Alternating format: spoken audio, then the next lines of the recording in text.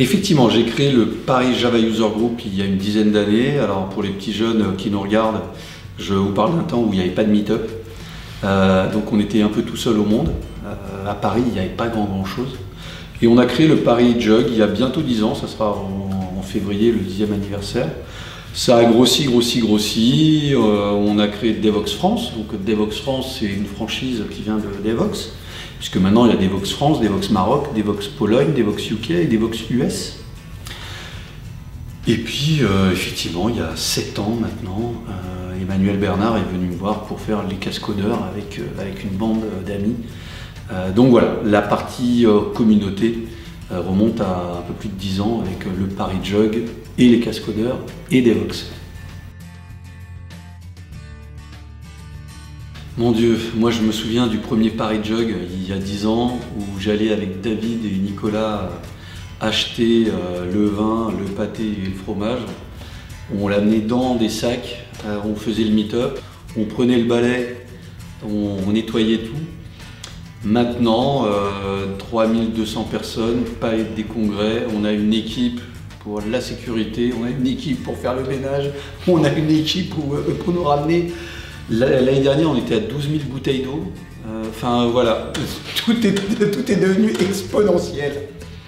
Et donc exponentiellement complexe aussi, puisque avant on le faisait nous, maintenant il faut gérer toutes ces équipes distribuées. Enfin c'est assez intéressant. Là, on est parti sur la période du call for paper, donc on a énormément de soumissions et il faut en sélectionner que 200. L'année dernière, des propositions, on en avait eu 900, donc vous voyez que le ratio, vous avez une chance sur 5 d'être pris et donc 4 chances sur 5 de ne pas être pris. Il faut savoir que quand vous soumettez un talk, notre plateforme vous permet d'interagir avec notre équipe, puisqu'il y a une équipe de 15 personnes qui fait que ça, qui vote, qui questionne, mais pourquoi tu as parlé de tel sujet, pourquoi pas tel autre.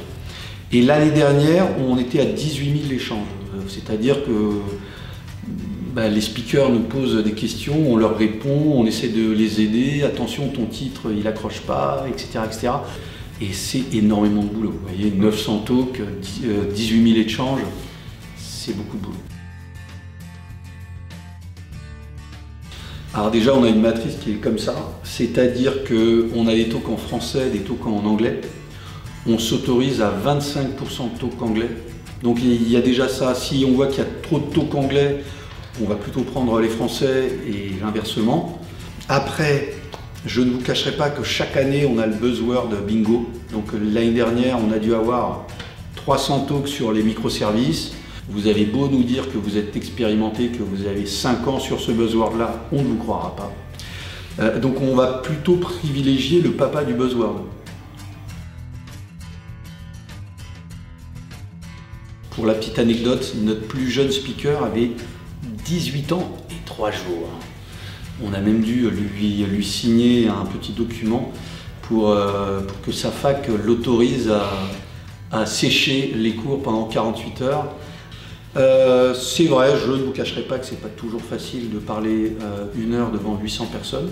Donc déjà, il faut savoir qu'à Devoxx, il y a ce qu'on appelle des quickies. C'est des conférences de 15 minutes, c'est plus court.